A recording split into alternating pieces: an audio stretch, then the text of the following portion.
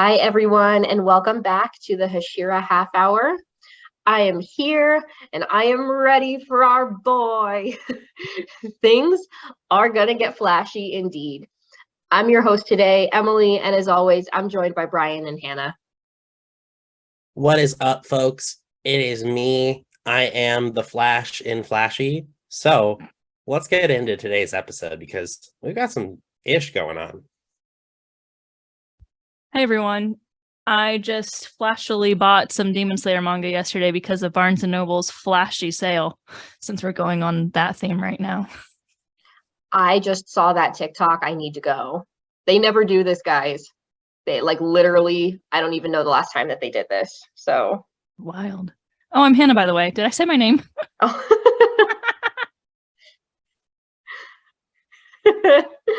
oh man. All right, on that note, today we are going to be talking about episode 5 of the Entertainment District arc. Things are going to get real flashy, a very apt name for what is to come. And this is where we begin to get into the meat of this new season. We are preparing to face our demons head on. The episode opens with our starring Hashira Tengen bounding across the rooftops of the Yoshiwara Entertainment District. And we get to see him actually find one of his wives, Hinatsuru, suffering now from a self-induced poison dose. She had taken that to get out of the Kyogoku house, but as he's tending to her, she asks him to just leave and go battle the demon because she can sense that things are going to get serious. And in this moment, we get to see Tengen be tender. What do you think about Romeo here? Oh, what a sweet moment between husband and one of the wives. Sorry, I had to drop that. This is really the first time we're seeing him be kind of affectionate towards someone. It's like a new side to him and adds a little layer to the onion of Uzui Tengen. I think it's important to see that side. Emily laughing at me. I think it's important to see that side of him come through because he's just been so wild and flamboyant and kind of rude that it's like, oh, okay, maybe he is a nice person deep down. So interested to see how he handles his other wives. Yeah, I know it sounds weird for him to be tender, right? But when you look at it overall, I think it's kind of cute. I think it's kind of romantic in the way of a ninja and a shinobi, because we got to think back to that he was a shinobi, right? Their jobs are to fulfill their missions. And so in a sense, it's like love through professionalism.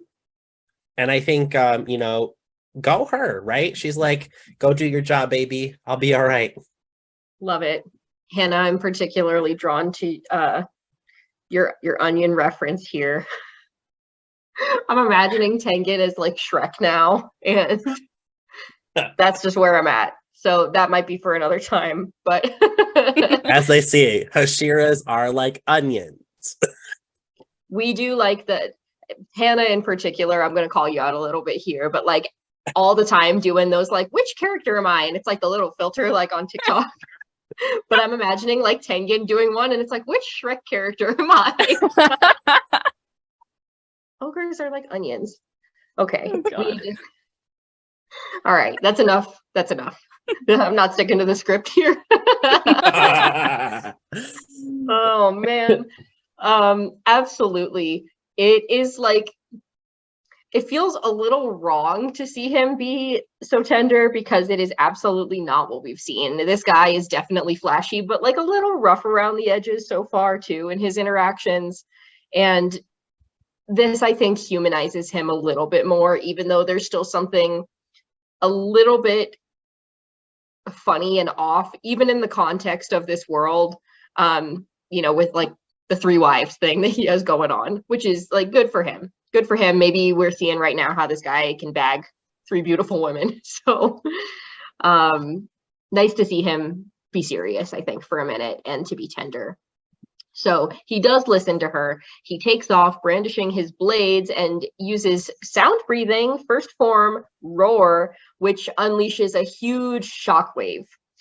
Daki is dealing with Tanjiro a little further down the road, and so she feels it, but directs her attention ultimately back to Tanjiro. He's right in front of her. This is where we last left him, preparing to fight Daki on his own right now. And we talked about him experiencing a little bit of doubt. At this point, his resolve is there, but Daki points out that his sword is already nicked. Do you think there's any symbolism here? Oh, definitely. Just hopping back, watching that tape unravel from Uzui Swords. Beautiful. We'll get more on that later, though. But looking at it, right, I think it's, the first scratch on the layer of the onion, really, looking at it that way. Because if you think about it, right, you're facing something so strong, right? And, Tanjiro has that inner reflection moment that it's like, well, it's not me, right? Or it's not the sword itself. It's me. I'm the problem. It's me. He's Taylor Swift in this moment. So he's letting himself know that, like, hey, you're fucking up here and Haganazuka is going to be pissed. Maybe we got to set the game up. I also want to call to Tengen's first form roar, because the whole time I was very confused why he was trying to go underground while Tanjiro was fighting above ground, but we'll get to that in a minute. The first time I saw it, I was so confused. Anyway, side note. I think there's symbolism here. I think it's just kind of, once again, Tanjiro is fighting very hard, but also he tends to make mistakes pretty easily.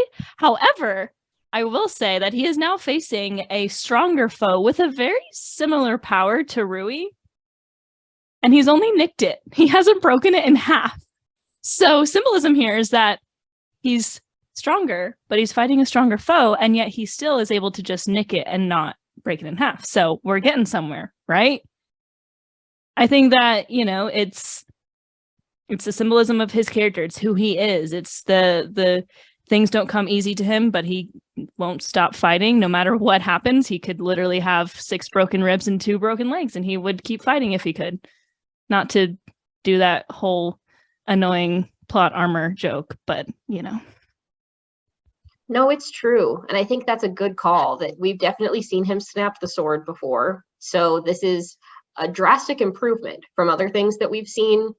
It's not perfect yet. It's not without flaw. And that is just hopefully going to come with time. We'll have to see what happens with this fight here. But there definitely is like already a noticeable difference in his skill level, I think, to be taking on also, one of the upper moons. So there's that. I also like that this is happening right after he's having that moment of like wavering confidence in himself too. I think it's really cool in the show that's like filled with sword wielders to see how that instrument becomes an extension of themselves and like how it can reflect themselves. So I think that that's an apt little nick that, he's having his doubt. Maybe the sword is too, but we're going to see if they get through it together. So pretty cool.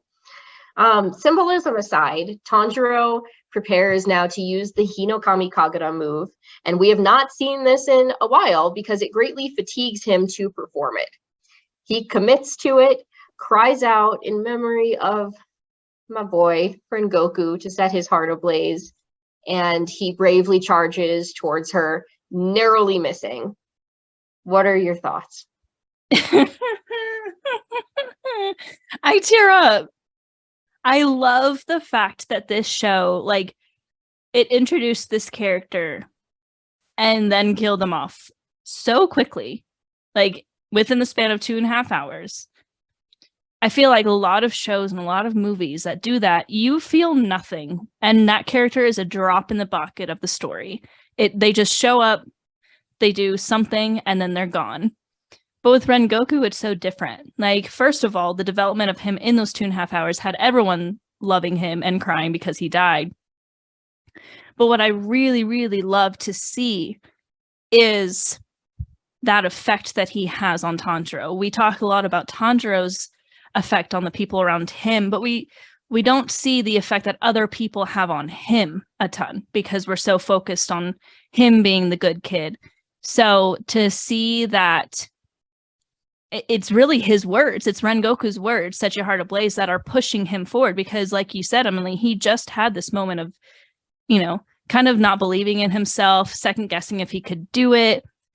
He's saying, it's not a matter of if I can do it, I have to do it. But that's like him reminding himself, like, you have to do this. You can't just run away. So it's really powerful to see that call back to Rengoku. It's reminding us as an audience that he's still important to the story, even though he's gone. And it's reminding us that he greatly affected Tanjiro in a way that like is incredibly important to the story and keeping him moving forward.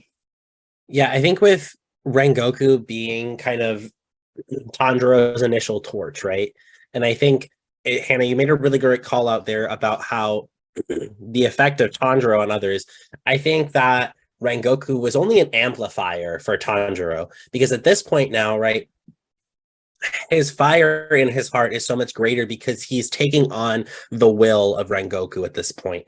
He has, connected with Senjuro. He's gotten punched in the face by Shinjiro at that point, right? Like, there's been a lot of development with that family and that relationship. So now he's carrying on not only what Rengoku meant to him, but what Rengoku meant to Senjuro, and to a certain extent, what Rengoku meant to Shinjiro as well, because they didn't have the same view, both Senjuro and Shinjiro. So I think it's really important that Tanjiro gets to carry this on. And really, looking at that, like, charge forward, bro, like, he took it up a level. Like, let's be real. Every time he starts with water breathing, but then goes into Hinokami Kagura, it's like, bah. It kind of breaks my heart. We all know my thoughts at this point about Rengoku, and I think that I completely agree with both of you. It's like he was a catalyst, and it was somebody for Tanjiro to look up to when so many others look up to him. And in a lot of ways, as hard as it is to have the death, I think that it sets a lot into motion moving forward. I think it really drives a lot of these characters, and particularly Tanjiro, for the rest of this story. And he carries that literal physical reminder with him, right? He's got the hilt on his sword. So not only is it a reminder of like how to practice and become like a successful fire-based demon slayer, but at the same time, there's this reminder that you can still lose.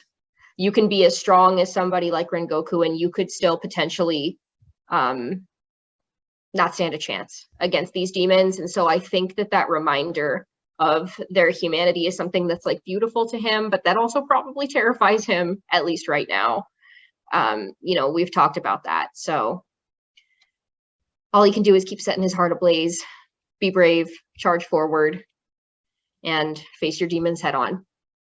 So love Rengoku, love getting a little flash of him. But when it comes to the fighting, though, this is pretty impressive what we have going on now, right? So Daki seems pretty taken aback by Tanjiro's sudden switch in fighting styles, and two opposite fighting styles at that, water and fire.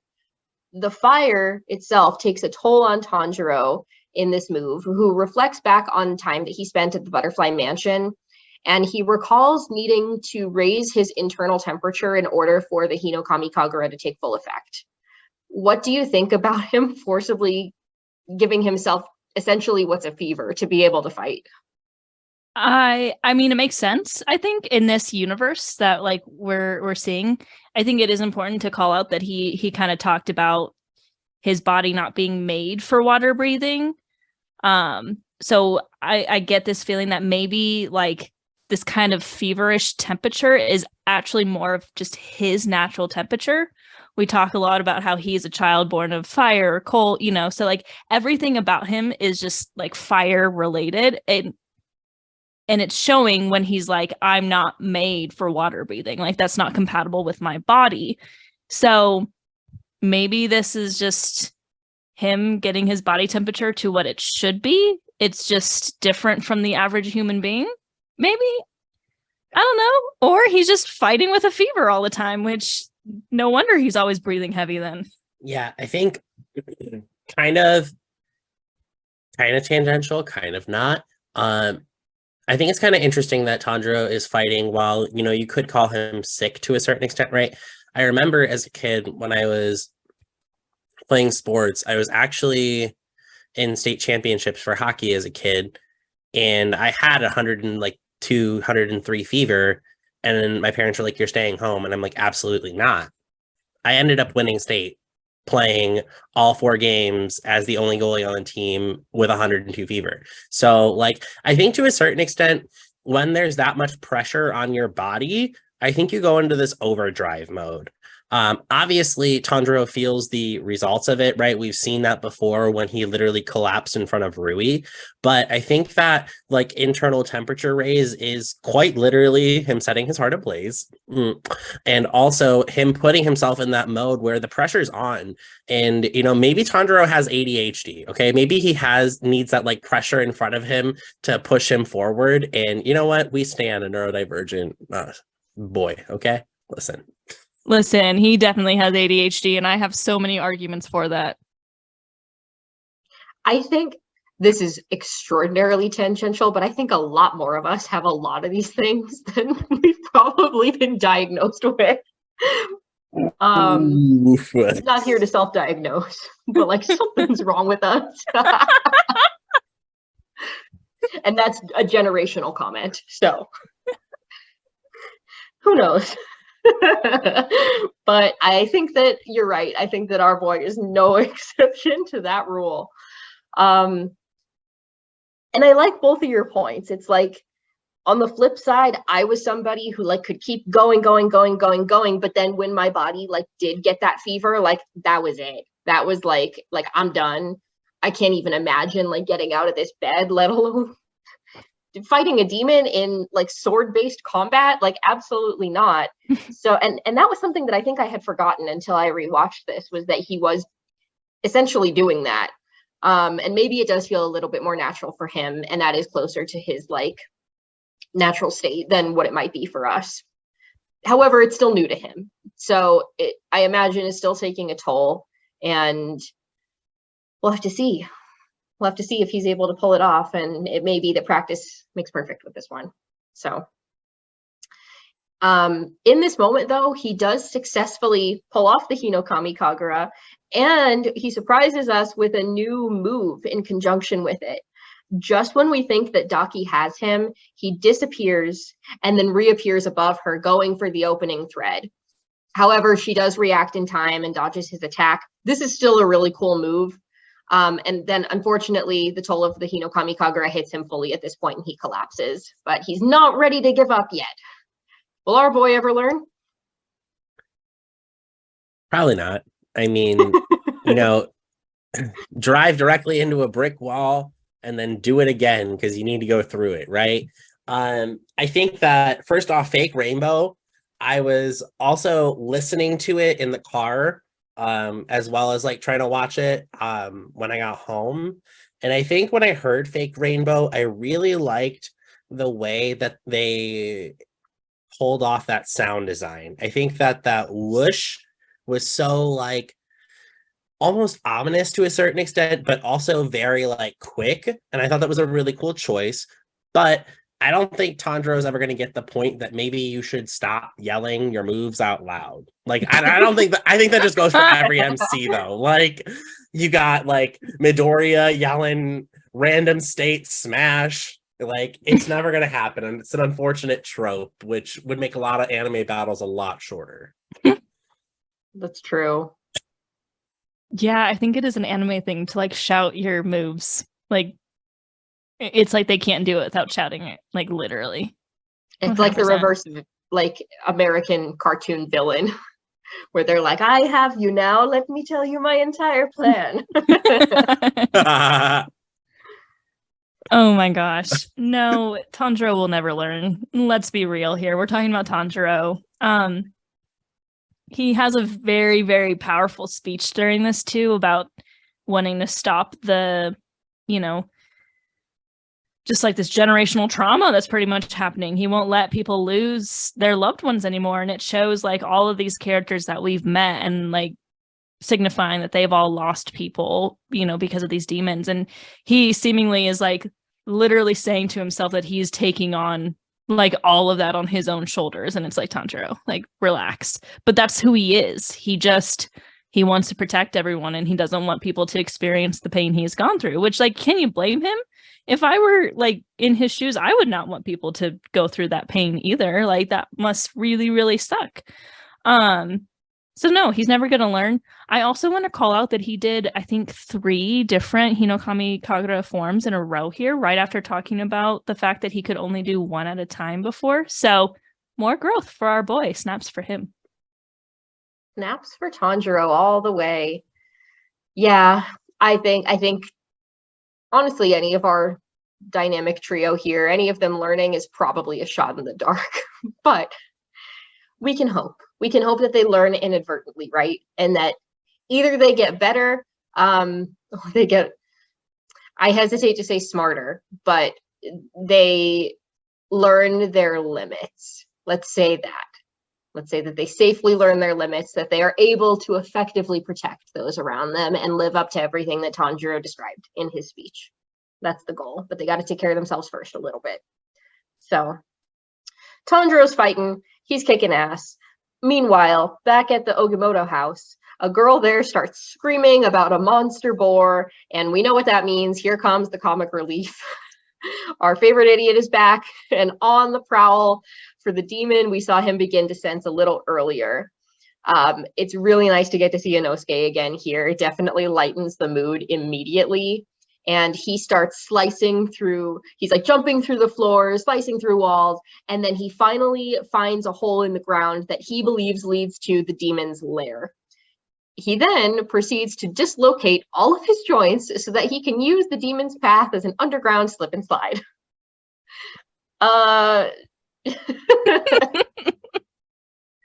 We love Inosuke in this house. He's so chaotic. Like, in all reality, like, so many things with Inosuke scream plot armor to me, like, more than Tanjiro. And this is one of those moments where I'm like, but I'm just like, of course you can. Of course you can dislocate all your joints. Like, that kind of like matches up with his character, but also is just so wild and out there. Oh my God. I laugh so hard. I'm a man who can dislocate all of my joints. And he just is like sliding through the tunnel. Thing coming through. It's so chaotic. I can't even talk about it without laughing so hard. But I mean, go Inosuke. Stan Inosuke. That's all I can say. Yeah, I think with this one, Inosuke using that to his advantage. I mean, maybe he took some lessons from Igoro, because that looked like some snake or serpent breathing to me, yo. Like, the way he was going in, and I was like the little tongue flicks.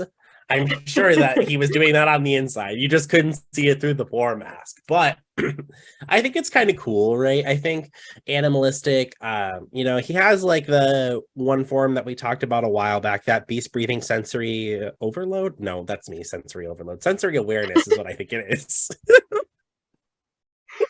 Oh, that's such a mood for you to say. Oop. All right. But right, I think it's kind of cool that he has that ability. And I think it is really interesting to add to his character. We learned a lot about how he grew up very differently than a regular human would have. So him being able to dislocate his joints doesn't shock me at all. The way he did it, where he literally dove in head first, though, that was hilarious. Like, that was like straight up like camp, and I loved it. He is really something else. I think the first time I saw this, I was like, oh, this is gonna be bad. I'm not good with like body horror things. And so I was like, this might be too much for me. And then it was actually freaking hilarious. He's just like going for it. He's like, ah, ha, ha, ha, and he's going so fast. And oh man, yeah, something's wrong with this boy too, while we're on the topic. So oh, we've been knowing that. But at the same time, I'm like, like I'm watching this and I'm like, this, who would even think to do this? But then on the flip side, I'm like, I'm sure that like, I'm gonna say it. If most guys could just dislocate their joints and do exactly what he just did, they probably would do it. They're like, oh yeah, this sounds like fun. This will be great. Insane, chaotic energy from our insane beast boy once again. But goofiness aside, his instincts do actually turn out to be pretty spot on. He finds the lair where Daki's obi sashes have gathered, and this is kind of a messed up food storage room, if you will, where he finds them. He notices that, you know, on the other end of this blood demon art that she has, humans are trapped inside of the actual design of the obi, but they are still alive, being stored essentially for food. Inosuke slices a few of them free and begins to battle with the obi itself, which seems to have a mind of its own. And then he notices that Zenitsu is trapped inside. Oh no. Is King Inosuke going to have to save the day here?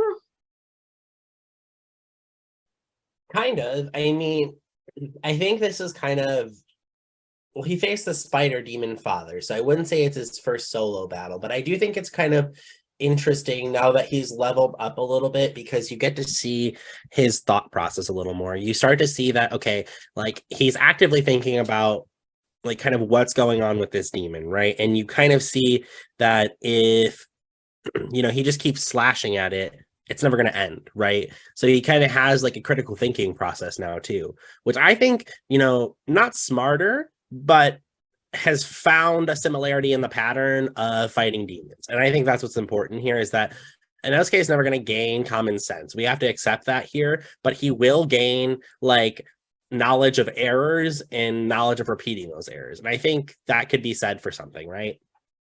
Well, I think he has grown a little bit smarter, and I think he's willing to tap into that smartness a little bit more than he used to, even though he will never admit it. I think that he definitely has gained some battle smarts over the past few battles that he's had with this squad. And while like I said, he'll never admit it and he'll be like, oh, that's not my style, he still is doing it. Was anyone else super confused by this demon? I don't know about y'all, but when I was watching this, I was like, what is this demon? Is it like a side, like a stagehand here? Like, what's going on? It's got like a mind of its own, but not really. Anyway, I just felt like I had to throw that out there. Was I the only one confused? I think I was confused when I was reading it. Okay. I feel like it made a little bit more sense after watching it, but it is still kind of unique. It's like not really something that I think the closest that we've seen that I can think of is probably Enmu being able to like, and this was explained, I think, more clearly, but being able to like be the train essentially, but then also like you have like the little hands kind of going on their own, crawling around. So that I think that was the closest, but this is definitely a little bit different in that there's like the moment of them like talking to each other. But she's like just an obi. Anyway, sorry, I'm not the one supposed to be asking questions this episode, but I was just confused, so I felt like I had to bring that up. Am I just slow? Probably, but Inosuke, on the other hand, is doing a great job, and if he needs to save the day, I kind of trust him to do it at this point. I think you're right. I think he'll find a creative way to make sure that everyone is safe as best as possible. But we also see him kind of struggle with that internally a little bit as he's kind of having this dialogue with the Obi Sash as well, realizing that like his instinct is to fight, but something that he's not used to that he does need to do here is also protect at the same time. So new for him, but I think he can probably handle it. But the good news is he doesn't have to do it alone, because we see that Suma and Makio wake up. They throw their kunai blades to help pin down the Obi.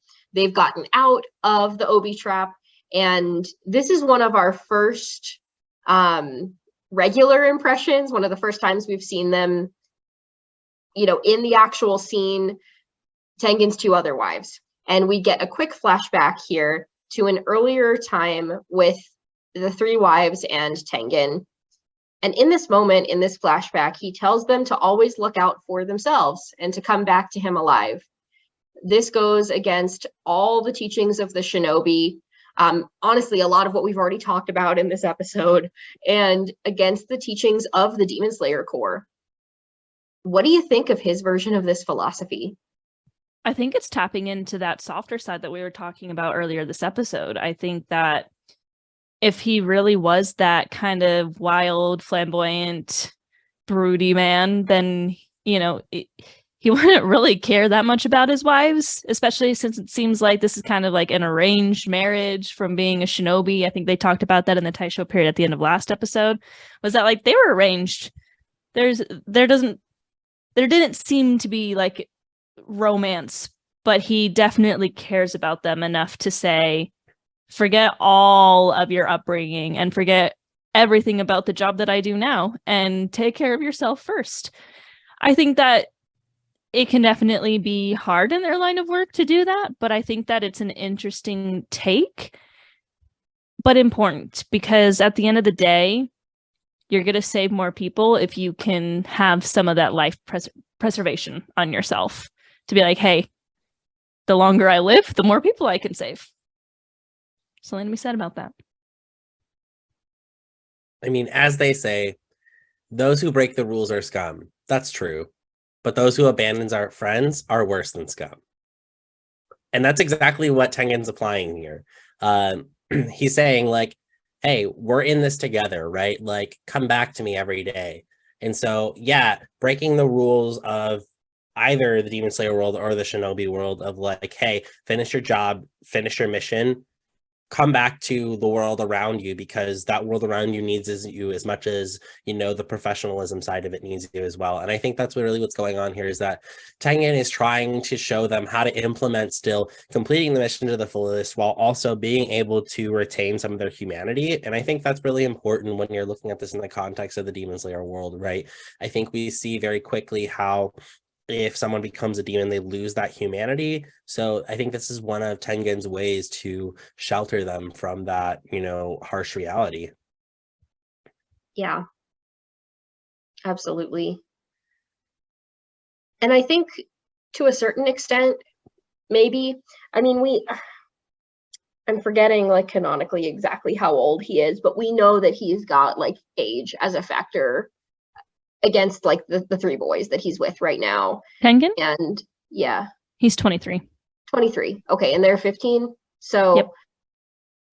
In this day and age, and him fighting all that's probably quite a bit of time and quite a bit of lived experience to have on them. And at this point, I think that he, you know, he's also just grappled himself too with the loss of Rengoku. We saw all of the Hashira kind of deal with that news. And so to an extent, I think that he's maybe reflecting a little bit on that and giving himself and his wives permission to be a little bit more selfish so that they don't end up in the same position. And that might not be okay necessarily, but it is the decision that he's making, and it's a very human decision. We've talked about this before. Doesn't make him a bad guy necessarily. It's just a little bit different than what we've seen. And it's a little refreshing, I think, to see that from somebody else who's ranked just as highly as Rengoku would have been. Big difference in the mentalities of these people. They're on the same team, but not any wrong perspectives necessarily. So philosophy is great. We also, in a really fun moment here, we actually get to see Zenitsu leap into action as well. He's not quite awake here, but he does kick some ass with his thunderclap and flash. Inosuke even tells him after seeing that maybe he should just stay asleep the entire time, which again is really funny. But what do you think here? Is Zenitsu getting in touch with this consciousness a little more? Is it about the same? Has there been any growth? What do you think? I think with this one, first off, I want to call out to something because I was watching this and I loved what they did here. Now, if we remember back to the Spider Demon arc, the spider that he fought against was twirling down on that little string, right? But if you noticed, Zenitsu, while he was falling, was also doing the exact same thing. So I do think there is a little bit of growth there. I think obviously there's no way he was actively choosing to do that. That was definitely his inner confidence that he cannot access, saying, hey, I'm back, bitch. I'm dead. I did not think of that. That's a good call out, Bryan. Since we're on the call outs, I would also like to say I think this is the literal first time Inosuke has ever seen Zenitsu fight. Because whenever the three of them are fighting together, it's always like Inosuke and Tanjiro together and Zenitsu's off somewhere else. So that's probably why he's like, maybe you should stay asleep. He's like, oh, you can actually do things. Wow. I don't know if he's really getting in touch with his consciousness. I think he's getting more brave when he is conscious, which is affecting his fighting while he is asleep. Because, I mean, maybe he is just a little bit more aware of his actions while he's asleep now than when he was before. You know, we've only really seen him fight when he's asleep and not really like say a whole lot. He's just kind of like saying his breathing forms and that's about it. And now we're kind of starting to see that maybe he has more control. So it could be, but I love to see the growth. I think that even though he's still asleep, we're seeing him grow in strength, which is wild. It is a little wild and it's so cool. And that's, in any other context, probably the last word you would use to describe Zenitsu. Is cool. He's like, you know, he's kind of like a weird, love-struck, kind of klutzy, scaredy cat little guy. But when he can tap into it, or when it reveals itself, even if it's unconscious, he can stand up there with the best of them. It's really, really cool. So excited to get to see more. Hopefully we will see him continue to get in touch and maybe become a little bit more conscious as he's using this power that he has. But to finish our episode off, we see Tengen appear to finish up where the others have left off down here in this little cavern. He sees that his wives are safe, and he tells them that he's proud of the flashy work that they've done. And he tells us that things are going to get real flashy from here. Any final thoughts to finish this one up? The way he came in was so cool.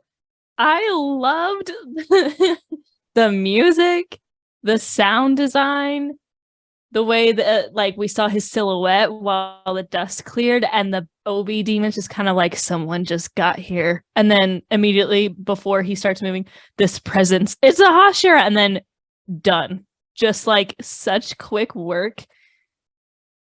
Zenitsu's incredibly fast, arguably with breathing like faster than Tengen.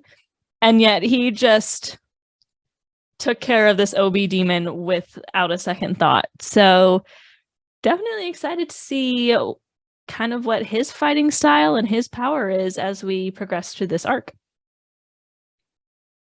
One final thought from me is I thought Sonomu was about to show up because the OB demon was like, the wind. And I was like, oh God, not the angry guy.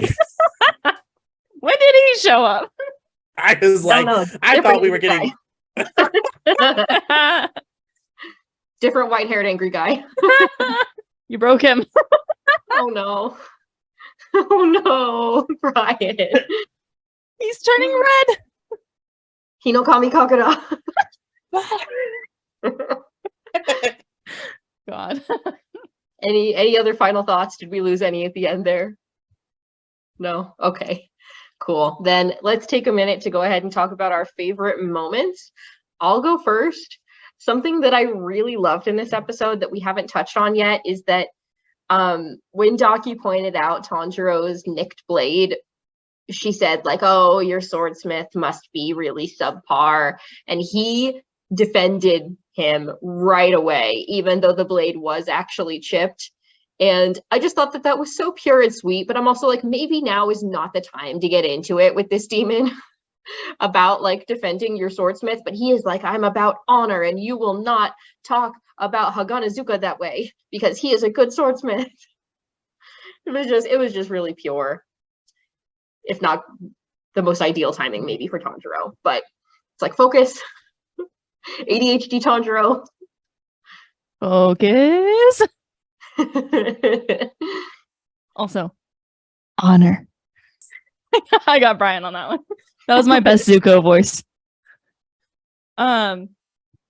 This is so cliche of me to say, and everyone's gonna call this, but my favorite moment was absolutely when Tanjiro was saying, "Don't go down in defeat, blaze, ablaze, ablaze, set your heart ablaze." For a multitude of reasons.